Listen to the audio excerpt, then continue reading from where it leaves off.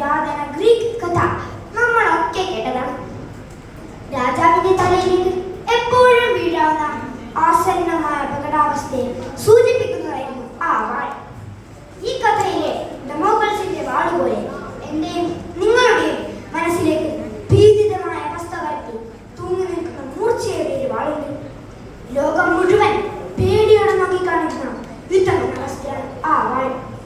അതെ, ഇന്ന് ലോകം അഭിമുഖീകരിക്കുന്ന ഭീഷണികളിലും വിപത്തുകളിലും ഒന്നാം സ്ഥാനത്ത് തന്നെയാണ് യുദ്ധം നിലകൊള്ളുന്നത്.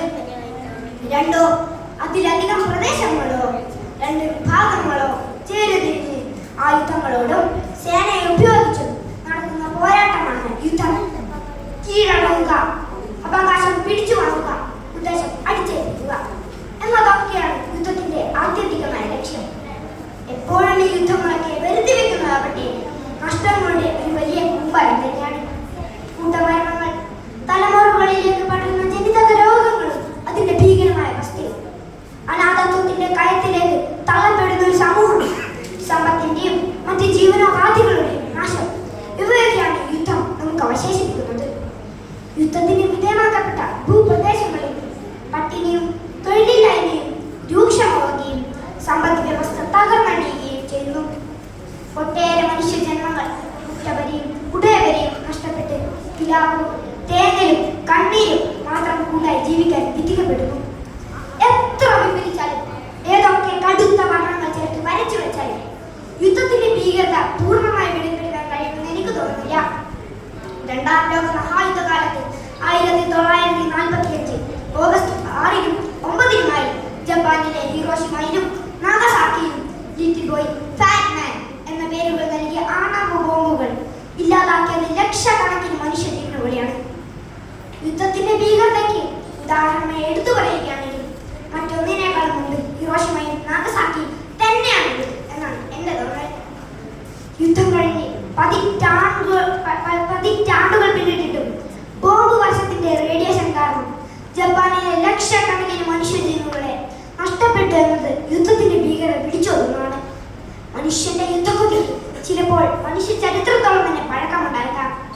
എക്കാലവും യുദ്ധത്തിന്റെ അനന്തരഫലം ഭീകരമായ നാശനഷ്ടങ്ങൾ തന്നെ.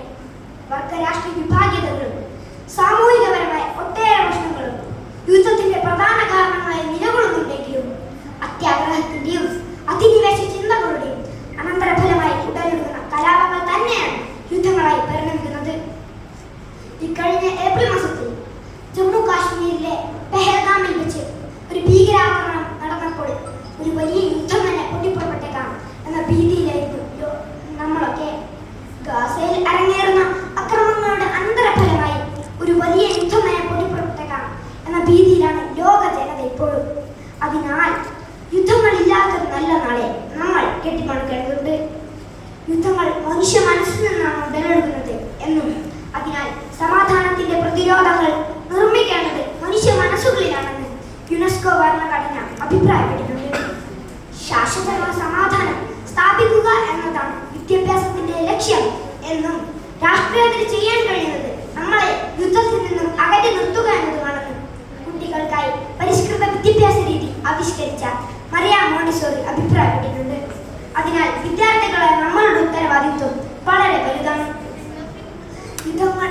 യുദ്ധരഹിതവും സമാധാനപൂർവ്വവും നിരായുധവുമായ ഒരു നല്ല നാളെ സ്വപ്നം കണ്ട് സമാധാനത്തെക്കുറിച്ച് സംസാരിക്കുക മാത്രമല്ലാതെ അതിൽ വിശ്വസിച്ച് അതിനുവേണ്ടി പ്രവർത്തിക്കുകയും ചെയ്ത് ഒരു നല്ല നാളെ കെട്ടിപ്പടുക്കാൻ നിങ്ങളും ഞാനും തോളോട് തോൾ